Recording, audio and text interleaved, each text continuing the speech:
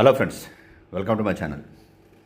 నేటి నుంచి శీతాకాల అసెంబ్లీ సమావేశాలు ప్రారంభం కానున్నాయి. ఈసారి వాడివేడి చర్చలకు అసెంబ్లీ వేదిక కానుంది. ప్రారంభంలో మాజీ ఎమ్మెల్యేలు రామిరెడ్డి దామోదర్ రెడ్డి, కొండ లక్ష్మారెడ్డిలకు సంతాప తీర్మానాలు సహా కొన్ని బిల్లులకు సంబంధించిన పత్రాలు సభలో ప్రవేశపెడతారు.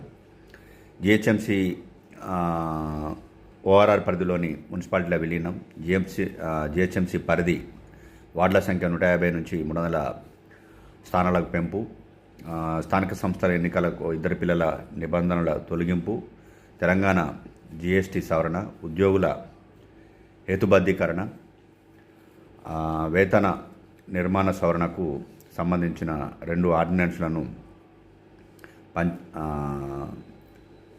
దాంతోపాటు పంచాయతీరాజ్ చట్ట సవరణ, పంచాయతీరాజ్ గ్రామీణాభివృద్ధికి సంబంధించిన గెజిట్ ప్రచురణల ఆర్డినెన్స్లకు ఈ సమావేశాల్లో చట్టబద్ధత కల్పించున్నారు. Telangana Samagra Shiksha audit report, Telangana PM school for rising India audit report, ఉద్యానవన అభివృద్ధి సంస్థల వార్షిక లెక్కలు తదితర పత్రాలను అసెంబ్లీలో ప్రవేశపెడతారు.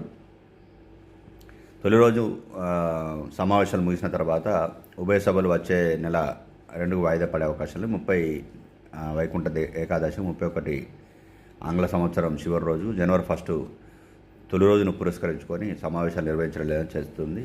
అయితే ఈసారి సమావేశాలు చాలా వాడివేడిగా జరిగే అవకాశం ఉంది. ప్రధానంగా ఈ సమావేశాల్లోనే కృష్ణా గోదావరి నదీ జలాలు సంబంధించిన అంశం మీద చర్చించనున్నారు. ప్రధానంగా కృష్ణా నది జలాల పాలమూరు రంగారెడ్డి ఎత్తిపోతల పథకానికి కేటాయింపులు లోతైన చర్చ జరగనుంది. ఈ పథకం సంబంధించి డిపిఆర్ కేంద్రం వెనక్కి పంపించగా ఈ వ్యవహారం బీఆర్ఎస్ హయాంలోనే జరిగిందని ప్రభుత్వం చెప్తుంది. బీఆర్ఎస్ మాత్రం కాంగ్రెస్ ప్రభుత్వ హయాంలోనే వెనక్కి వచ్చినట్టు ఆరోపిస్తున్నది. ఈ అంశం మీద ఇప్పటికే ముఖ్యమంత్రి రేవంత్ రెడ్డి, బీఆర్ఎస్ అధినేత కేసీఆర్ మధ్య మాటల యుద్ధం నడుస్తుంది.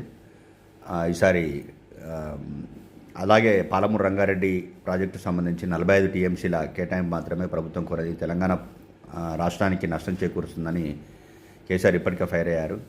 తాము 90 టీఎంసీలు కోరుతూనే ముందస్తుగా ట్రిబ్యునల్ పరిధిలోకి రాని 45 టీఎంసీలు అనుమతులు ఇవ్వాలని అడిగామని ప్రభుత్వం స్పష్టం చేస్తుంది. కానీ ఇటు ఈ నదీ జలాలకు సంబంధించి అటు ముఖ్యమంత్రి కానీ ఇటు నీటిపారుదల శాఖ మంత్రి చేస్తున్న వ్యాఖ్యలు కొంత భిన్నంగా ఉంటున్నాయి.